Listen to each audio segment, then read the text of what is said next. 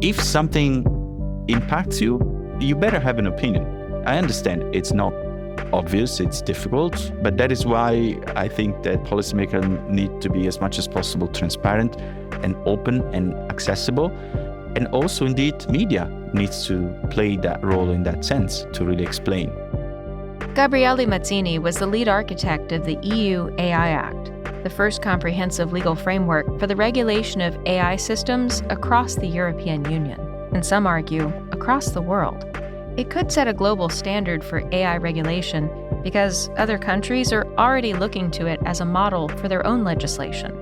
But it's not without controversies, including some key questions that led its author to quit his job and leave the European Commission. Realizing that what I would have liked to see was not going to happen was difficult for me. I was not certainly in the position to block the process. So then the only thing I could do is essentially to step back. I'm Jennifer Strong, and this is Shift. Now here on the steering column is a device called Auto Cruise. You simply set the speed you want. Self-driving robo-taxis are already on the road in US cities. As the disc rotates, a mirror reflects the light in the way that depends on how the signal was recorded. This is the 100 terabyte encryption. I present to you Electro, the Moto Man. Ladies and gentlemen, I would say that one of my greatest skills is my ability to interact with humans. This episode, it's the latest installment of our oral history project.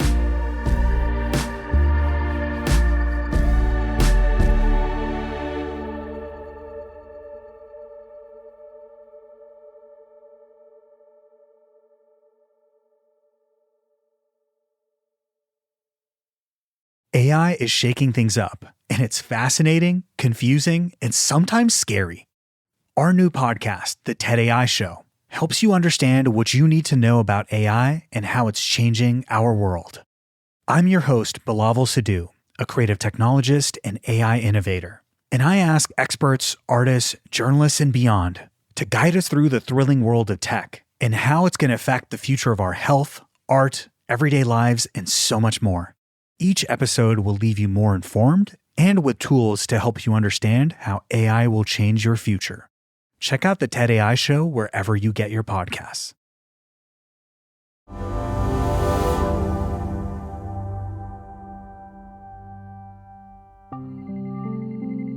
My name is Gabriele Mazzini. I am an MIT Connection Science Fellow and research affiliate at the Media Lab. So my role as the architect of the EU AI Act was to design the very first concept of the law, of the EU AI Act, and to be the lead author. So essentially, I was leading a small team of colleagues drafting the actual law. So one thing is the conception phase, and one thing is actually transforming those ideas and concepts into a fully fledged legal framework.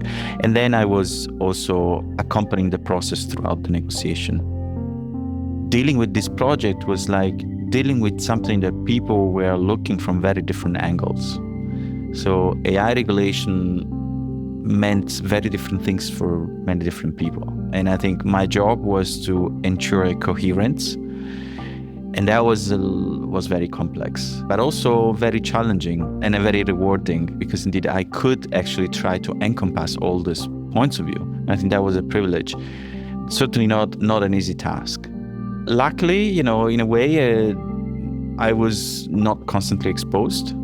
So that's sometimes a bit an advantage of working in a public administration, because as you actually do this hard work of kind of looking at a lot of technical details, you need a little bit of space to focus on. And I think I had that space, especially, the conception stage. Then when the proposal was out and there was actual, negotiations going on, and, the two arms of the co-legislator, the parliament and the council, were actually also working on the text, that became much more of a public process. But I think it was very useful for me to have quite a lot of time to also really start to think through the issues, so that when it became to confront public debate, I was also ready. I think what I learned along the way is that I would say less is more. So it's very important to be specific about what you want to achieve.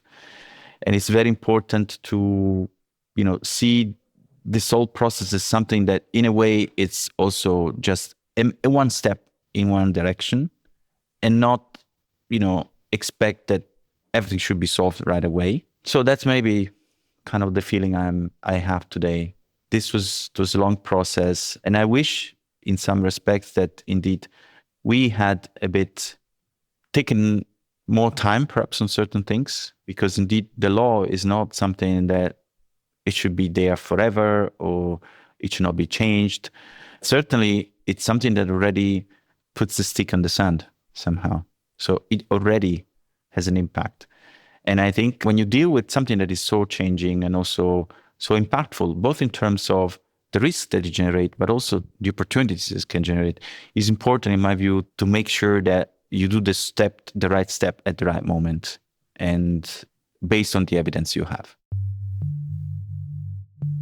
I would certainly have a smaller or narrower scope of the AI Act. I mean, that actually was my very, very initial idea, was essentially to use the AI Act as a tool to essentially create an overall governance framework around AI. So creating the institutions, the tools, the mechanisms, but essentially apply that system only to a narrow set of applications and see how that system would work and develop, as opposed to have a broad scope of application, which inevitably leads to a bigger impact.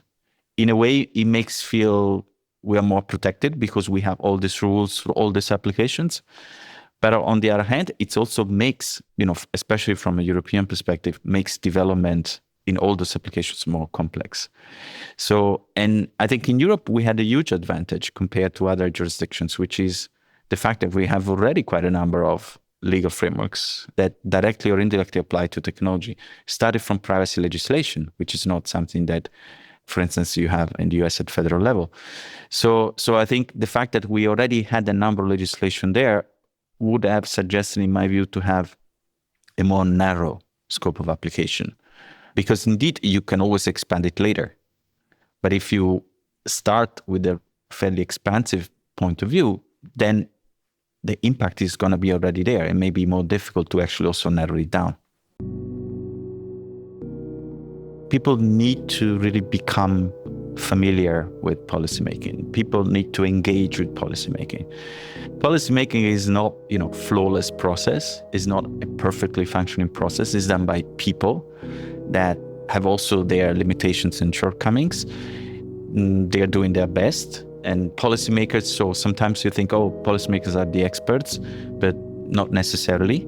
So I think it's very important, especially when it comes to regulating something like AI that impacts our daily life, that people try as much as possible to have a nuanced understanding themselves of the issues that the policymakers are confronted with. So policymakers have to do a balancing exercise all the time, have to do trade-offs. But sometimes these trade-offs are also the same that we as citizens do every day because we actually use the technology. So I think the message I'd like people to hear is that I think it's important that you kind of really engage, you understand what the impact that policymaking is in your life. As a business owner, as a consumer, as a social media user, it's about you.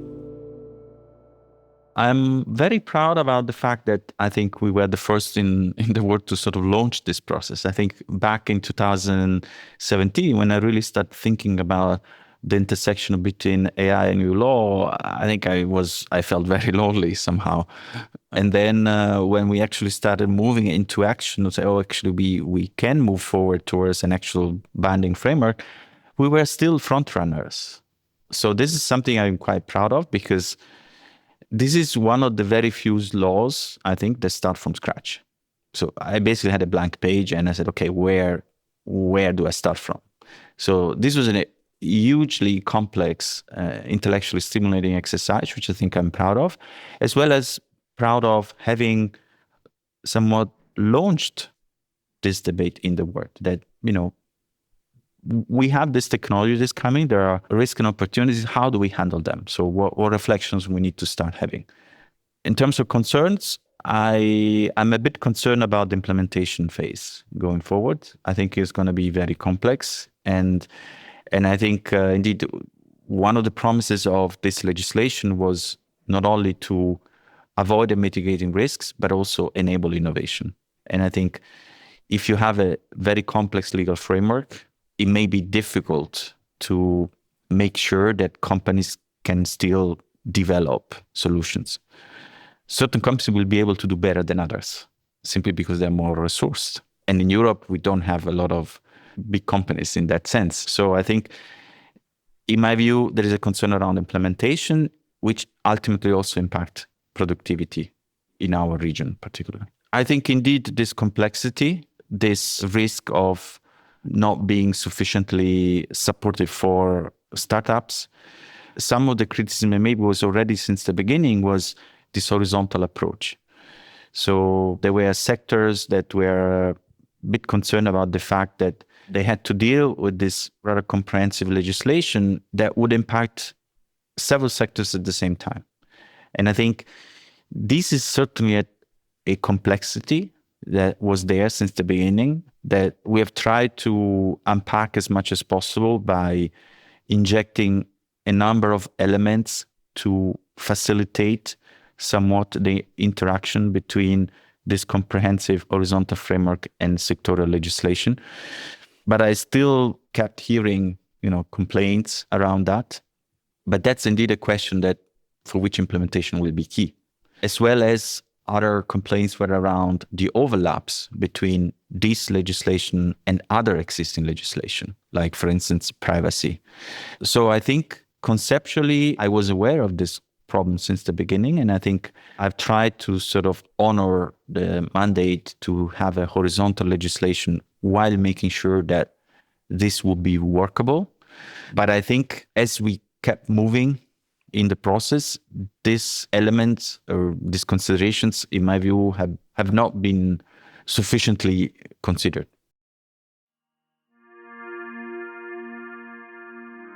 I left the commission because indeed at some moment I felt, let's say, not fully aligned with the process. And it certainly was very difficult, to be honest, because I felt, I believed in this project from day one, and realizing that maybe what I would have liked to see was not going to happen was difficult for me. I was not certainly in the position to block the process. The process was much bigger than me. There were many more actors and influential than me to make certain decisions. So then the only thing I could do is essentially to step back. And it's still quite emotional, I would say. It's very fresh. I think this was my life project. I never imagined I would leave the commission, but I strongly felt that this didn't feel right for me, and I just couldn't ignore that. And I said, okay, then I just need to be consistent with what I believe in. I may still be wrong, right? It's not a matter about being right or wrong, but I think it's a matter about being aligned with what you believe. And then I decided to leave because I said, okay, maybe that's what I need to do, because I cannot continue being in a role where I think my needs are not met. There has been an increasing, let's say, discomfort in the last few months of the negotiation due to the acceleration of the process. That made me uncomfortable when I started seeing that time was of essence, and maybe certain details, complexity, nuances, which is what I've been focusing on for the last 7 years, were sort of a bit brushed aside. So that led me to certain discomfort. And then I think at some moments there was also quite an intense discussion around the general purpose AI models or systems. And that was the most striking example where it just felt this is not something we are ready. Personally, I was not against any regulation, but I felt very confused in that process around discussions around existential risks and discussions around generative AI being primarily a matter of big tech, but at the same time also being still an immature market with lots of players, including, open source providers and researchers. So I felt I didn't have enough understanding of what was going on. And this is what I always believed on, that you must have some information, evidence on what you're trying to regulate before doing that. So I personally didn't feel I had that. Then moving forward was, for me, indeed, sort of, and I may be wrong. I'm not saying I'm right. Ultimately, the decision was made and was made on the basis of certain considerations. But I personally felt I'm just not comfortable with this. Sometimes, regulators may want to be preventative in some respects, right? So some regulators may decide to rather be sure that certain things don't happen. So this is also a legitimate exercise. I'm more a believer of, because the job of the regulator is to monitor what's happening and intervene if needed. So I believe in that. And therefore, I believe that you regulate only what you know, including potentially, a principle like precautionary principle. But so you need to have evidence elements that suggest how to handle also problems you may not have today, but you anticipate may have in the future. So that is part of the normal process. But it still requires some degree of understanding and of evidence. There is a discretion there. So you can move the needle much further if you want to be much more protective and you want to be much more preventative. That's, again, it's a legitimate choice. But I personally believe more in, especially when it comes to something that is constantly evolving and something for which, we have an immature market. Going forward, I think I really want to take a bit of a stance back, in the sense that I remain very passionate about AI governance, but I want to do this really from the perspective of an independent researcher or just a normal citizen that has a view on something. This is what I'm looking forward. So I don't expect anyone to agree with me. I expect to engage with whoever wants to engage with me. I expect to continue studying and sharing my opinion, and hopefully this is useful.